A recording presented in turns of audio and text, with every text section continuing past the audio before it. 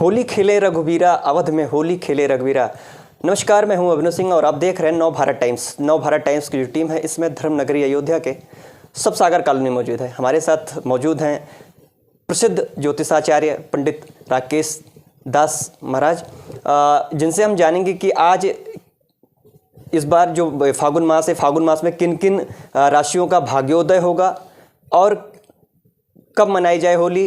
इन सभी सवालों का जवाब महाराज जी से ही लेंगे। महाराज जी, सबसे पहले स्वागत है नव भारत टाइम्स पर। बहुत बहुत धन्यवाद। महाराज जी, आज रंग भरी एकादशी है। जो नागा साधु हैं आज वो अपनी जुलूस वगैरह निकाल रहे हैं, लोग अबीर गुलाल लोगों को लगा रहे हैं, खुशियां मना रहे हैं, क्या कहेंगे? यह फागुन का महीना है। फागुन का महीना बड़ा पुनीत माना जाता है और यह है एक सबसे बड़ा जो द्योतक है। वर्ष का अंतिम मास है, चैत्र मास शुरुआत होता है, तो हमारा नया वर्ष आने वाला है, पुराना वर्ष का समापन है और बसंत ऋतु है। बसंत ऋतु में राजा है, तो रंग भरी एकादशी, फूलों की होली संत महात्मा खेलते हैं और खूब आनंद मनाते हैं। ये आनंद का उत्सव है, खुशी का उत्सव है और थोड़ा खुशी का इजहार करने का मौका है। हंसी मजाक करके और होली मनाया जाता है, तो ये बहुत पुनीत एकादशी है। सभी जाति को, सभी लोगों को, सभी वर्गों के लोगों को एकादशी का व्रत करना चाहिए और आज फूलों की होली खेलनी चाहिए। जो होली का आज स्वरूप बिगड़ गया है, उसके लिए मैं सर्व जनता से और अनुरोध निवेदन करता हूँ कि चाहे वो किसी प्रकार का नशा हो, भांग हो, शराब हो, या किसी को प्रताड़ित करना हो, किसी को दुख देना हो, किसी के ऊपर जबरन रंग डालना हो, यह सब शास्त्रों में नहीं है। यह होली इसके लिए नहीं है। होली जो स्वेच्छा से अपने मित्रों के बीच में, अपने कुटुंब के बीच में, अपने परिवार के बीच में हम उनको डालें, वो हमको डालें। एक तरफा नहीं होता है कि कोई रास्ता जा रहा है उसे पकड़ कर लगा दो। तो किसी का भैया कहीं वस्त्र है, वो कहीं रिश्तेदारी में जा रहा है, तो वो किसी ऐसे उसको दुख होगा। तो ये दुख पहुंचाने का त्यौहार नहीं है, बल्कि हर्षो उल्लास का त्यौहार है। सबको मीठा खाना चाहिए, खिलाना चाहिए, फूलों की होली करनी चाहिए। और महाराज जी, एक प्रश्न और है हमारा, अहम है कि इस बार जो होली होती है, होली के ठीक पहले, एक दिन पहले रात्रि में होलिका दहन होता है, तो होलिका दहन का क्या महत्व है?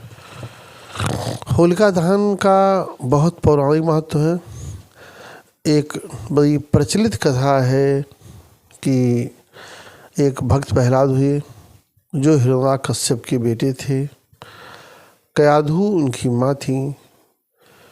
चूँकि प्रश्न यही है कि हिरण्याकश्यप ऐसे अपराधी के यहाँ प्रहलाद कैसे पैदा हुए। ये लोग बात रहते हैं कि वो राक्षस थे, दैत्य थे, दानव थे। प्रहलाद गर्भ में थे और प्रहलाद की माँ कयाधु महाराज नारद के आश्रम पर रही। इससे हमको ये शिक्षा मिलता है कि जैसे अभिमन्यु ने गर्भ में ही चक्रव्यूह रचना की कथा सुनी थी और उन्हें ज्ञान हो गया था। कयाधु दैत्यराज के यहाँ पैदा हुई, दुर्दांत दैत्य हिरण्याकश्यप के यहाँ, लेकिन प्रहलाद महात्मा हुए, भक्त शिरोमणि कहे गए। उसका कारण ये था कि वो महाराज कयाधु के ने नारद जी के यहाँ रह करके गर्भावस्था में, तो आजकल जब गर्भ माताओं को होता है तो पिक्चर दिखाते हैं, इंजॉय करते हैं। उन्हें भगवत कथा सुननी चाहिए अच्छे चरित्र दिखाना चाहिए।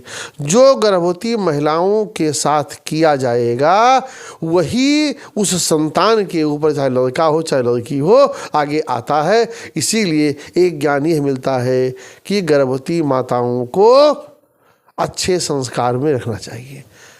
तो प्रहलाद पैदा हुए। जब प्रहलाद विष्णु भक्त थे, यह बात दैत्यराज उनके पिता गंवारा नहीं था और उन्होंने स्कूल में और अन्य जगह उनको मारने के लिए वो कथा लंबी हाथी के नीचे डाला, जहर पिलाया। लेकिन ये भी एक ज्ञान की बात है कि जब प्रहलाद की माँ ने जहर दिया और उनकी माँ डर के मारे अपने पति के खड़ी थी और कहा, लो बेटा दूध पी लो। प्रहलाद जी ने जैसे लिया और भगवान का भोग लगाया मन में। अब ये भी ज्ञान मिलता है कि कोई भी वस्तु मिले तो उसे बिना भगवान को भगवत अर्पण किए खाना नहीं चाहिए। जैसे भगवान को अर्पण किया और मुँह में लगाया, तैसे माँ ने कहा, भले हमें हमारे पति मार डालें लेकिन मैं बच्चे को नहीं मरने दूंगी। हाथ पकड़ दिया, कहा, बेटा इसमें जहर है। प्रहलाद ने कहा, माँ जहर तो खत्म हो गया, अब हम पिएंगे। कहा, क्यों जहर है? कहा, जब अपने आराध्य को भगवान को पिला दिए तो ये हमारे लिए विष्णु का चरणामृत हो गया, प्रसाद हो गया, इसलिए हम प्रसाद जरूर पिएंगे। प्रहलाद ने कोटि नहीं माना और पी लिया, कुछ नहीं हुआ। यह है आत्मविश्वास, यह है आत्मसमर्पण, यह है शरणागति कि भगवान के प्रति शरणागति थी और उन्होंने जहर को भी पी लिया। यह है शरणागति कि भगवान के प्रति शरणागति थी और उन्होंने जहर को भी पी लिया और वो अमृत हो गया। फिर जब किसी प्रकार नहीं मरा, दुखी था, तो उसकी एक बहन थी, इन्हीं प्रहलाद की बुआ थी, ढूंढिका नाम था। तो उनको एक वरदान था कि वो अग्नि में जलेंगी नहीं। उन्होंने कहा कि मैं इनको जलाऊंगी। कहा, कैसे? कहा, मुझे वरदान है।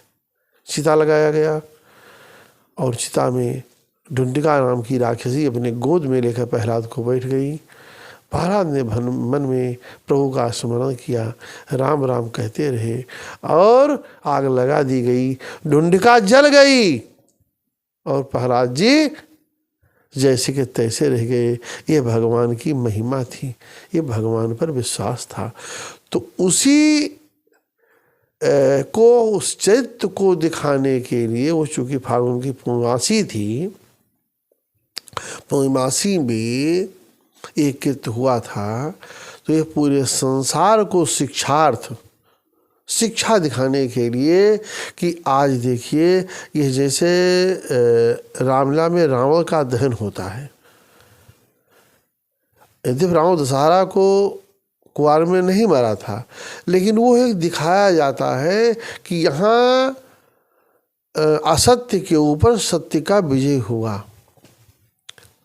तो यहाँ यह दिखाया जाता है कि धर्म अधर्म पर भारी है और अधर्म रूपी ढूंढिका जल गई और धर्म रूपी प्रहलाद उस अग्नि के से निकल गए, इसलिए जलाया जाता है। अब विवाद आया है मुहूर्त का। कुछ लोग कह रहे हैं 13 को किया जाए, 14 किया जाए। देखिए, बसंत उत्सव प्रतिपदा से प्रारंभ होता है, इसमें कहीं दो राय नहीं है। लेकिन पूर्णमासी के ही दूसरे पहर में, भद्रा के पक्ष में, भद्रा के बाद होलिका दहन किया जाता है। यह विधान है। 13 तारीख को सुबह ही पूर्णमासी लग जाती है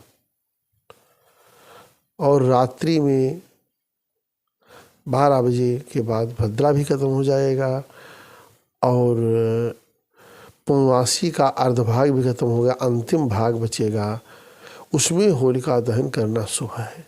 यदि हम 14 को होलिका दहन करते हैं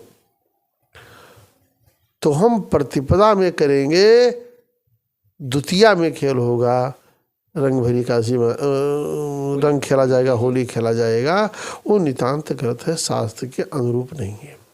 वैसे रंगोत्सव तो 5 दिन चलता है और 14 तारीख को 12 बजे जब प्रतिपदा लग जाती है और 3 घंटा पहले पुण्यकाल प्रारंभ हो जाता है, तो 9 बजे से प्रतिपदा का पुण्यकाल प्रारंभ हो गया और 9 बजे से होली खेली जा सकती है। असमंजस का स्थिति बनी हुई है महाराज जी कि 14 को खेला जाए या 15 को खेला जाए, क्योंकि कुछ लोग 14 को खेलेंगे, कुछ लोग 15 को मना रहे हैं। तो आप क्या कह रहे हैं कि कब मनाई जाए होली जो हिंदुओं के लिए बेटर पड़े?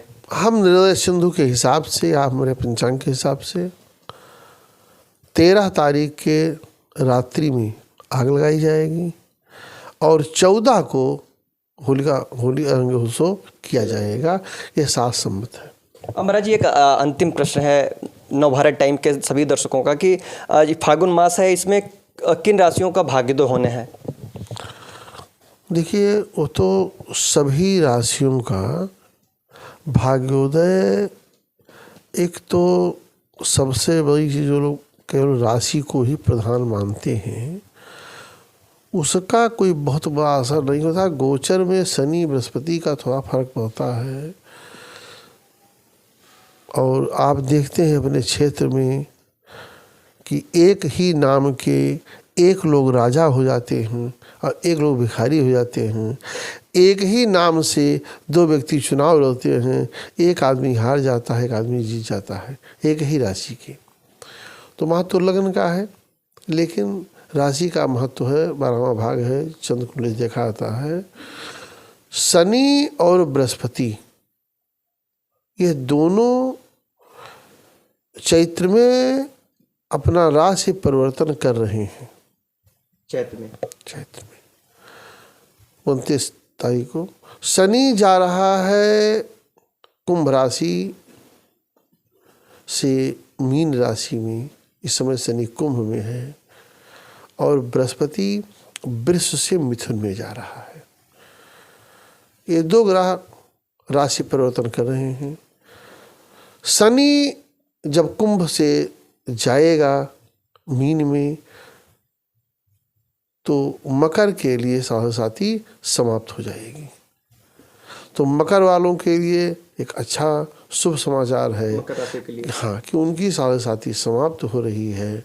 और जब मीन में जाएगा तो मेष वालों के ऊपर प्रारंभ हो जाएगा। तो मेष राशि के लिए साढ़े का ये प्रारंभ का वर्ष माना जाएगा। मेष पर शुरू होगा। हाँ, मेष पर शुरू होगा। मेष राशियों पर शनि की महादशा शुरू हो जाएगी। साढ़े हो जाएगी। महादशा दूसरी है, मेष राशि पर साढ़े शुरू होने वाला है और मकर राशि मुक्त होने वाला है। और बृहस्पति जब मिथुन में जाएगा तो वो जो मिथुन के गोचर वाले हैं उनके लिए लग्न में होगा, उनका लाभ करेगा। जो पंचम चतुर्थ इत्यादि हैं उनका भी फायदा करेगा। तो ये रहे महाराज जी प्रसिद्ध ज्योतिषाचार्य पंडित राकेश दास जी महाराज, जो नवभारत टाइम के सभी सवालों का बखूबी उत्तर भी दिया। और इन्होंने एक बड़ी बात भी बताई कि मकर राशियों के लिए साढ़े साती लगने वाली है, शनि की महादशा शुरुआत होने वाली है। नवभारत टाइम्स के लिए अयोध्या से